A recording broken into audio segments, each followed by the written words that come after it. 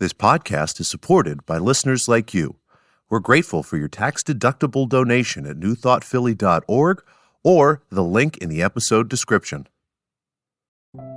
A practical prayer is a prayer that works. These discussions between Reverend Bill Marchioni and Carol Lawrence dive into the details of how it works and how to work it. Reverend Bill is a New Thought minister and the author of Practical Prayer for Real Results. Your new life begins with a new thought. Carol Lawrence is on a spiritual quest, finding the New Thought teaching after decades on the pulpit in 3 different traditional denominations. I've got some questions. Together, they're exploring the philosophy and activities that come together from many of the world's religions to create the practical spirituality that is New Thought.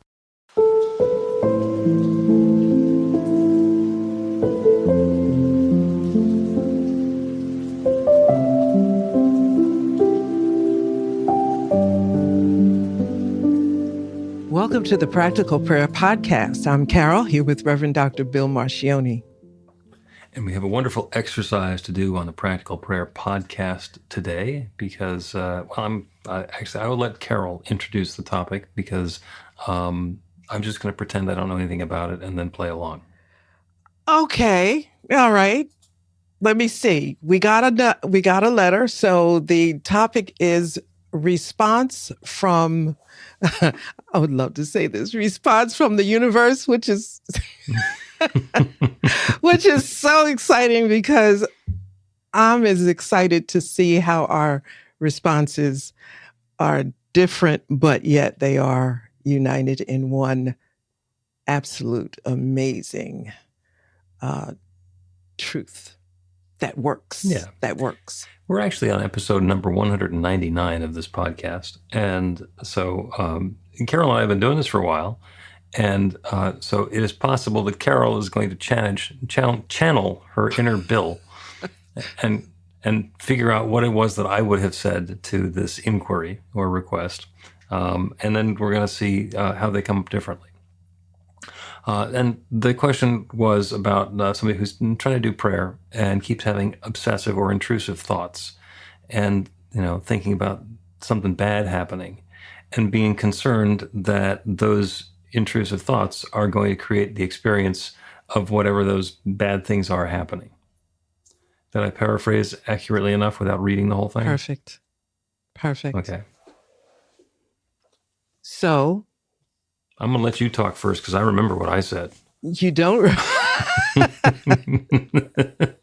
Well, okay. So when I thought about it, I said, okay, let me just, I think we said this backstage. I thought, just let me do this the way I would do it. If I was talking to this person, let me just do it the way I do it. And I actually said, I'm not sure whether Bill would look at it like this because he likes to use positive terms and positive words.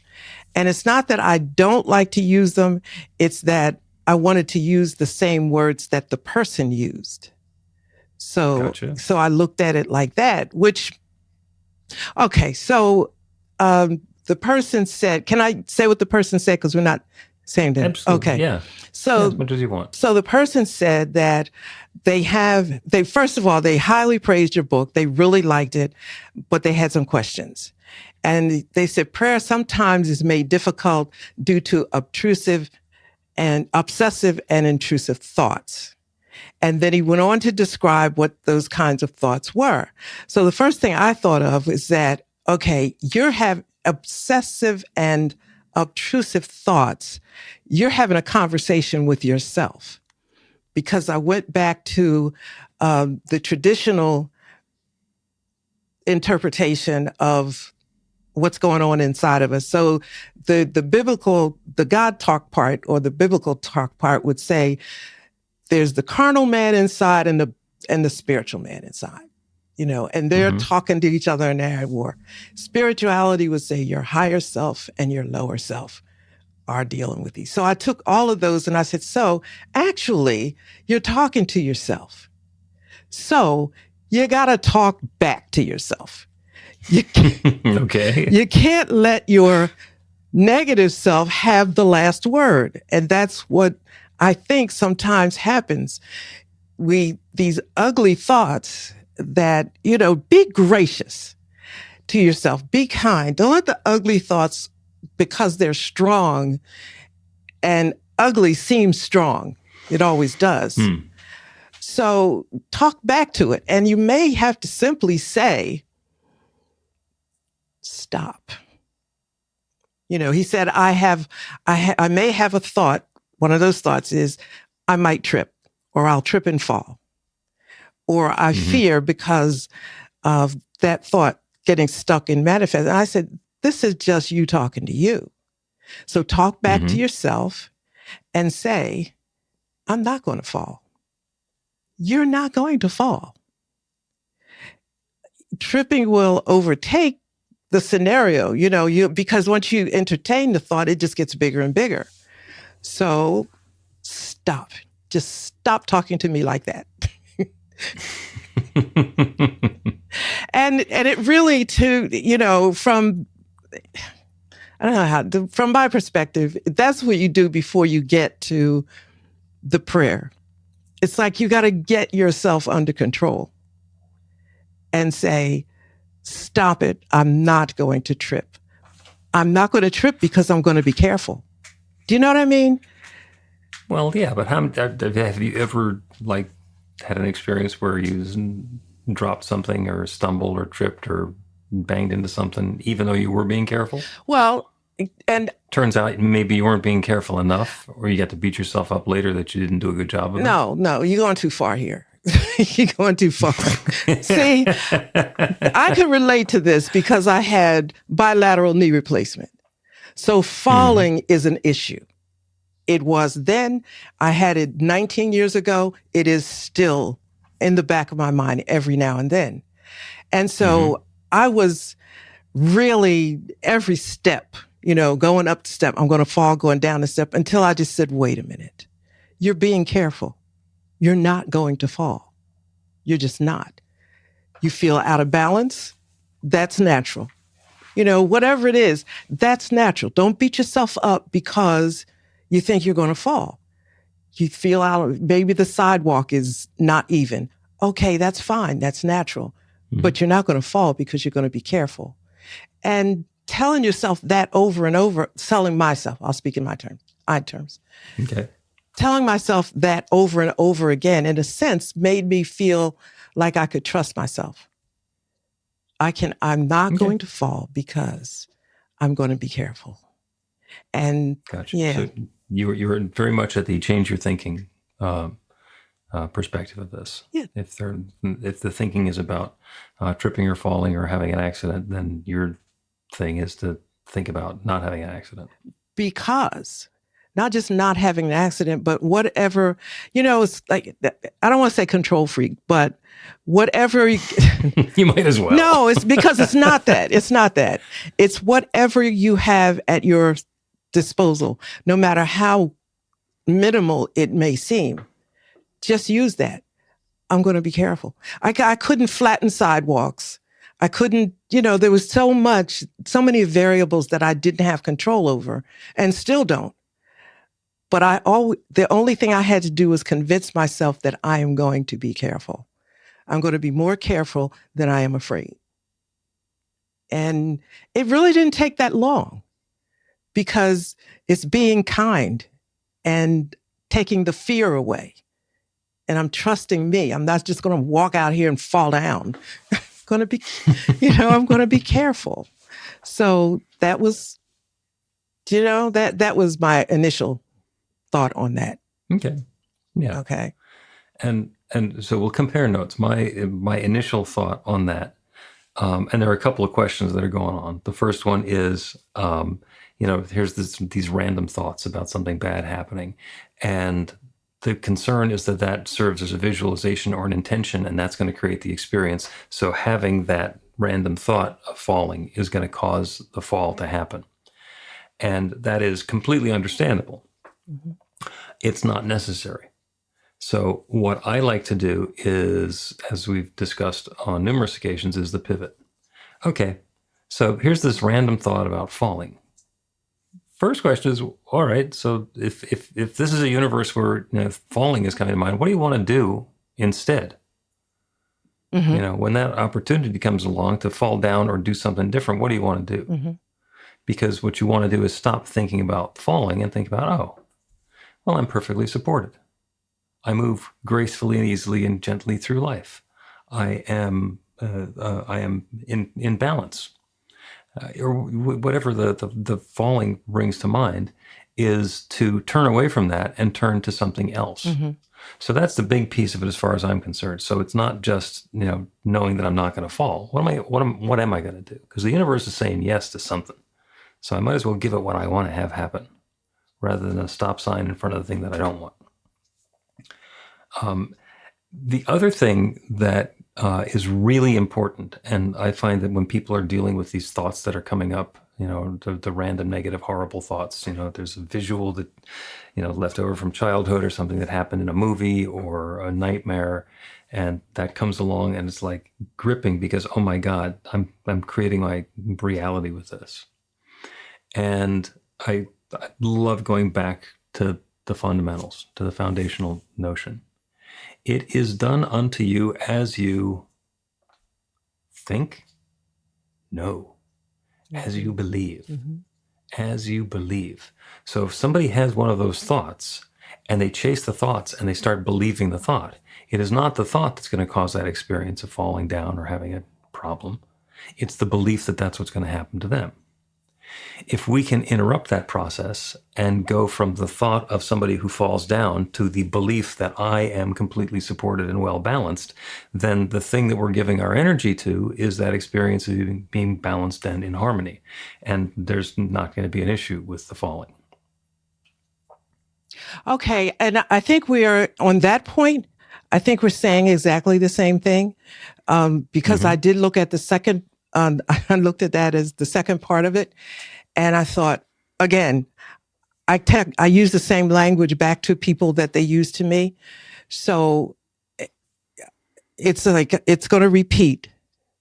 And I would say that thought is not correct, and replace that thought immediately with something else. So you're saying you would turn away from it. And that's true. Right. If you're gonna have a different thought, make it a happy thought. Yeah. So I think we're saying the same thing. I'm just saying, I think we're saying, yeah, because I'm just saying replace the thought immediately. And that's it, because you are deciding that whatever this is not, I'm taking the energy away from that negative energy, because I can change this immediately. You can definitely change the thought. And if there's an underlying belief, we can change the underlying belief. And it's interesting to understand how our thinking mechanism works. Because it has been estimated that people have around 70,000 thoughts a day. Really? 70,000? How many of those are new? Probably not that many. Probably most of them are the same old thoughts that we've been having for a long time. I'll do a really quick exercise, and I'm going to use red roses to do that. So what I want you to do is to not think about a red rose. Do not, under any circumstances, visualize or bring to mind the image of a red rose. Don't have any awareness whatsoever of the color of the red rose or the texture of the petals, the feel of the stem, nothing. I want you to not think about a red rose. And you can't do it. Because every time you think about not seeing a red rose, there it is. And the more I say not to do it, the more detail comes along. Okay? But if I tell you to think about a fern, okay, and perhaps a bed of ferns that are growing in the woods, and it's one of those warm summer days where there's a cool breeze and the ferns are growing in the shade, and they've got that fragrance of the swampy ground. During that whole thing, you weren't thinking about red roses at all. And that's the same thing. Think about something else. And I think the idea is that you're allowed to do that. You can do that. It's not something, because one of the words, let's just look quick at what he said, was it was about setting an intention. And he was alluding to, if you put that out there, and then that's what's going to come back. And I'm thinking, okay, let's look at this really simply. If you're turning away from something, you put you put that thought out there, you immediately call it back. I didn't mean that. That's not what I meant to say. And just rephrase it. And you have the right, you have the power to do that because it's within your power to do it.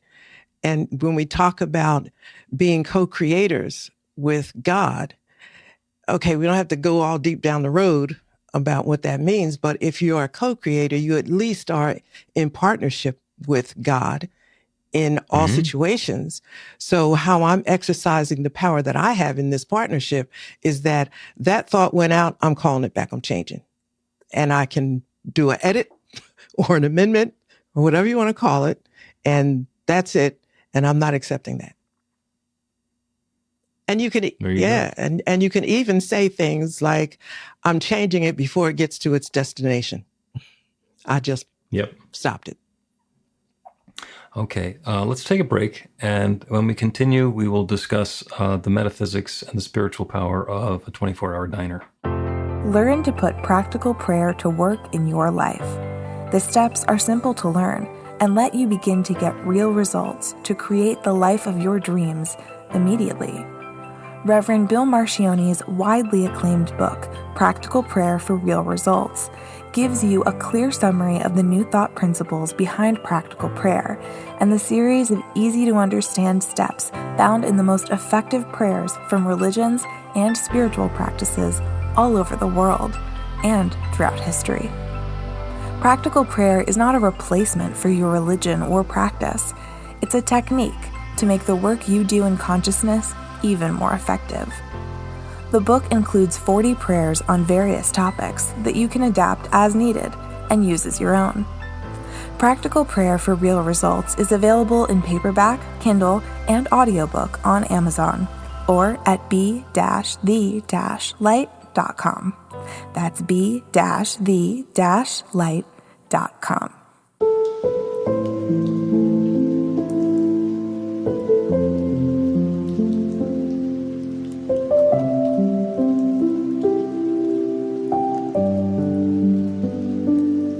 Welcome back to the Practical Prayer Podcast. I'm Carol, here with Reverend Bill Marcione.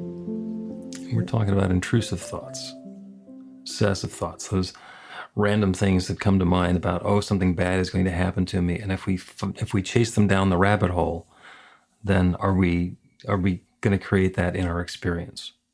And the answer is we can, but we don't have to. And I promised before the break that we would talk about the spiritual metaphor of a 24-hour diner. Now, you're currently living in New Jersey, which is the land of the amazing 24-hour diner. If you can find a diner in New Jersey on a road that's named by a number, like on 38 or 70 or 22, that's a diner. And one of the things that you notice when you go into one of those diners is they've got those, the menus, that are multiple pages long. Maybe they're spiral bound and they're, wrapped in plastic, and you can look at page after page after page with the small type of all the different things that you can get at the diner. And you know what they're going to bring you to eat at the diner? Whatever you ask for. And as you were saying, if you say, I'd like to have the chicken livers. No, wait, I'm going to have a cheeseburger. No, wait, I'm going to have the croquettes. By the way, I don't have the croquettes. No, wait a second. I want to have the fish. Or you can make up your mind. You can say, bring 2 or 3 of them for me. Bring them in the order that you want to have them. And the answer from the kitchen, the answer from the server is going to be yes. In the New Jersey diner, it's going to be yes, hon. Right? And what shows up is a pretty close approximation to what you had in mind. Sometimes it's spectacular. Sometimes it's like, oh, I could have chosen something different. But it's going to be whatever is based on the intention that you set, the order that you made. There's an infinite creative kitchen that's got all the ingredients back there. George and Stavro are ready to cook. And you just get to say, this is what I want to have. And as soon as you're clear about it, it's going to happen. And if you're having random thoughts about maybe, do I want liver or the French onion soup, or do I want to have this or that? It doesn't do anything. They don't get to work on those. They don't get to work until you set an intention and then let it loose. Same thing happens with those random thoughts that are passing by. When we notice that we're having them, especially if they're disturbing us, the thing to do is to, as you pointed out, excavate those thoughts out so we can stop having them, so we can think about something different, because eventually the waitress is going to get bored and is going to give us the last thing we mentioned. It's like, I'm going off shift soon, hon. I'm just going to bring you the cheeseburger.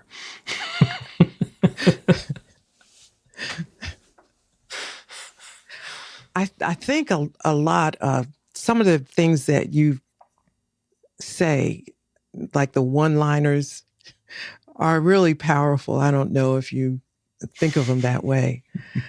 But, little words like infinite possibilities. Mm-hmm. And those little things make the difference. To me, those are the little anchors that give strength and stability to you shifting to another thought. Because shifting or thinking you can do it, even though you have the right to do it, it's frightening. It doesn't feel right. I know I can't. I mean, I was talking to somebody recently that they just absolutely have found every reason that their life is in an S-hole,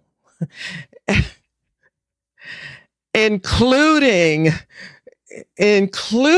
that they can justify it as God's plan that it's there. And I'm like, okay, all right. So the first thing with infinite possibilities, just that little thought. You said it one time. And I always say to things like that, you should have never told me that. Because if it's infinite possibilities, then there are possibilities available that I have not thought of. I'm going to check this out. So, when the ideas come that you're going to fall or all this negative stuff, yeah, but there's some possibilities out there that I won't. And that's what I'm hanging on to. I don't have to fall. Now, then I'll do the shift. But, it's just a little, and that's just me, I just go for the littlest thing. And the other thing is too, when you see those things that have happened or you imagine they're happening, you may have seen it happen to other people. So, and then you have other people that have the same theology that you have. And then it's, it just keeps building. But what do you want instead? Here's my answer to that. What have you got to lose? Because the way you're going at it, you're tanked already. So try something different. Even if it might work, because there is God, right? You can't really lock God into anything. So yeah. So it's possible that you're not going to fall. It's possible that this isn't going to happen. So, it takes a bit, especially with stuff that's ingrained a lot, to just even think that you have the right to think of it in another way. Yeah. Yeah. So what do you want instead? Yeah. And even that may take a while. Because people say, I don't know. That's actually really powerful. When we say, I don't know, that leaves a lot of room for something to happen that we have not narrowed it down to. Mm-hmm. Infinite possibility is really big. Mm-hmm. Mm-hmm. It is possible that something good can happen that is so far outside of anything that we thought of, Mm-hmm. so far out of range that people are just surprised afterwards. How did that work so beautifully well? Mm-hmm. It's like, it's none of our business. Mm-hmm. None of our business. A prompt comes along, falling down, tripping, having a problem, scraping my knee. What do I want to have instead? You know what? I want to be in perfect balance. I want to go through life in comfort and harmony and grace, and I want to be able to help other people who are concerned about these same sorts of things. Mm-hmm. And then when it turns out that somebody shows up and they're so deeply grateful because of some one little thing that we were able to say from having been on our path, it's like, that's where the gift is. I had no idea why the thought that I was thinking about this falling down is actually going to be helpful for me and for other people. We don't know. We don't know how the story's coming together. We don't know. I kind of hang out on the positive side there, where I'm not falling. I'm just not going to fall. Mm-hmm. You know, there's always, well, you know, there's that possibility. That's not happening. It's just not happening. I spent a number of years, one of my hobbies, my recreational activity was rock climbing. You know, and I go in the gym. I don't know if you've been, you know, rock climbing either indoors or outdoors, but you get a rope and a harness and stuff, and you go climb up to the top, and then when you're done, you let go. And you're lowered down by your partner who's got the other end of the rope. And technically that's falling. So you climb up by yourself and then you fall back down with, you know, the guidance and assistance of your friend. And every once in a while you're reaching for a hold and you fall and you get caught by the rope. So instead of falling 30 feet to the ground, or my highest one was about 1,200 feet to the ground, it's 2 or 3 feet. And then I would go to the doctor, and the doctor, you know, would say, "Have you had any unexpected falls?" It's like, either no or hundreds. How do I answer that question? So it wasn't about not falling. It was about being safe and comfortable and experiencing joy regardless of the falling. Mm-hmm. So, you know, get yourself some climbing shoes and a harness and a partner. Yeah. And I'm reflecting back on the letter the person wrote. They talked about, essentially they didn't use the word energy, but, you know, you put your focus out there and that's what's going to come back. Wait a minute, meet that at least halfway or equal. Okay, there are a lot of things that could happen, but there's a lot of things that don't have to happen. You know, when I say things like, that's not going to happen, it's not just not going to happen. That's me sending out equal, you know, with equal force. And I don't entertain the possibility that it's not going to happen. I'm going to be cool. I remember when the first time my children saw me come down the steps, you know, a while after the surgery, and they were at the bottom. They were so amazed. And they made this they couldn't believe, look at you, you're coming down. And it was a very long staircase.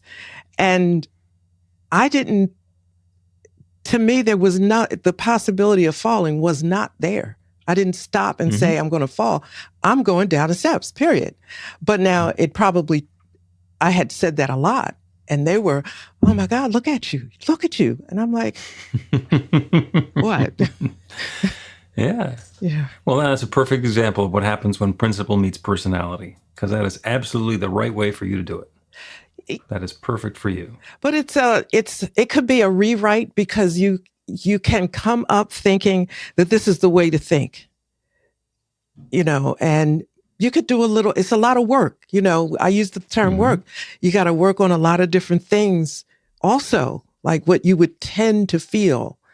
Okay, I'm not going to do that. But here's what I say. You don't have anything more important to do than to take care of you and get yourself on the right path or the right way of thinking.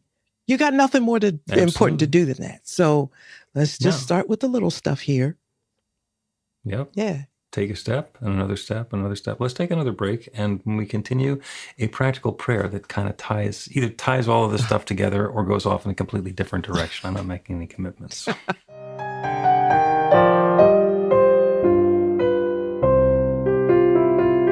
It's Reverend Bill letting you know that the Practical Prayer for Real Results class is now available on demand. That's right, you can take it at your own pace, anytime you want.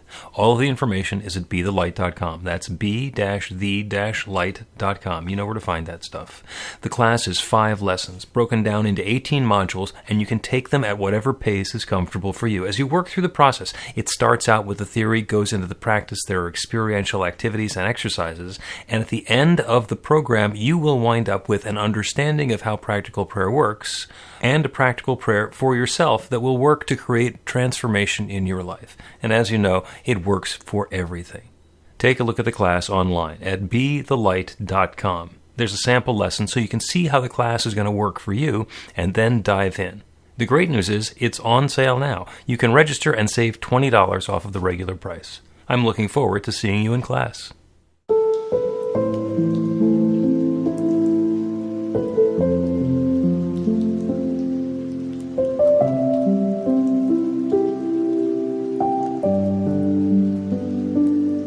Welcome back to the Practical Prayer Podcast. I'm Carol, here with Reverend Dr. Bill Marchioni. A wonderful conversation based on intrusive thoughts and being able to change or pivot from those intrusive thoughts or negative thoughts or undesirable things happening to how we shift our consciousness, either by saying, I'm not going to fall. That has nothing to do with me, or to pivot and choose something different. So, and a fascinating conversation. And I love listening to the difference between the way Carol thinks of stuff and the way that I think of stuff, which is very similar, but there's some personality in there. Little shifts. So the prayer that we're doing today is kind of based on that notion of the 24-hour diner with the huge menu and the fact that we can go in and ask for anything and they'll cook something. And it's possible to go and ask for, see that they have these various different things on the menu and say, can you make me this thing that's not on the menu? And they go back and ask, and they say, yeah, I can make that. And we can make that happen. We got the stuff that we need. So the answer is yes. So the prayer is for whatever you want. And it is a reminder that we are always free to choose. There is one infinite creative power, one divine source that shares itself as all of its creation. It is infinite. It is limited. If you think that 7-page menu or 17-page menu from the diner is big, the infinite is even bigger. It can create anything. It can create anything. And it has been creating since the very beginning of time. It started out with just itself. There is that one divine power and presence, that one essence. And since the Big Bang, or since the infinite said, let there be light, it has been creating by sharing itself, by revealing itself, by evolving itself and unfolding itself as every part of its creation. Every planet, every person, every particle, everything. From the most distant galaxy to the closest experience that we've ever had. It is all that one divine essence revealed in its own way. That divine power and presence is revealing itself right here and right now as me and each of us. Anything that we can possibly imagine is within the mind of the infinite. If we can think of it, it must be possible somehow. If we believe it's possible, and that's a subset, there's stuff we can think of that we don't believe is possible, so we've actually ruled it out. The infinite hasn't ruled it out, but we have. Everything that we believe is possible is available to us now. And by engaging in this process of acknowledging that we are at the table in this infinite 24-hour diner with an infinite menu in front of us, we are free to choose. What is the next experience I want to have? What do I want to be experiencing next? And we're free to choose. We can set the intention, put it into our word. The response is yes. And at some point, that's what comes out of the kitchen. And we're not left on our own. It is perfectly reasonable to say to the waitress or the waiter, what's good today? And allow the guidance to suggest something that might be uplifting and harmonious that we might not have thought of before. It is a partnership. We are involved in an infinite creative partnership. And the good that we are seeking, the good that we are opening ourselves to, the good that we are inviting is showing up in our lives. For each of us in our own way. We might each be looking at the same menu, or not necessarily choosing the same thing, or the same combination. Good and more good is unfolding right now for each of us. I am so grateful for it. I'm grateful for the good. I'm grateful for the awareness of the process. I'm grateful to know that that infinite creative kitchen is standing by ready to create something new and fabulous for and as and through each of us. And so with gratitude for this good, I speak this word and I release it into that creative law, the one that's been creating since the beginning of time. And I know it's now creating this. This is underway now. And so I let it be. And so it is.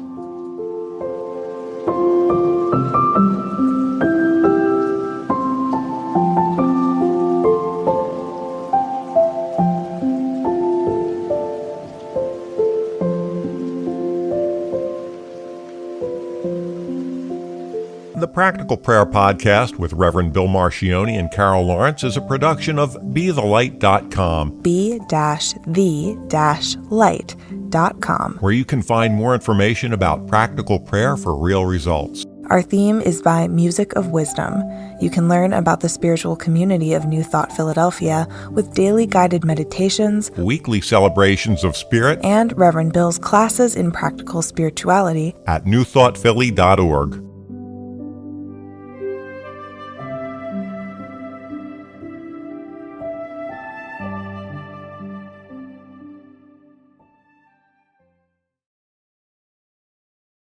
This podcast is supported by listeners like you. We're grateful for your tax-deductible donation at newthoughtphilly.org or the link in the episode description.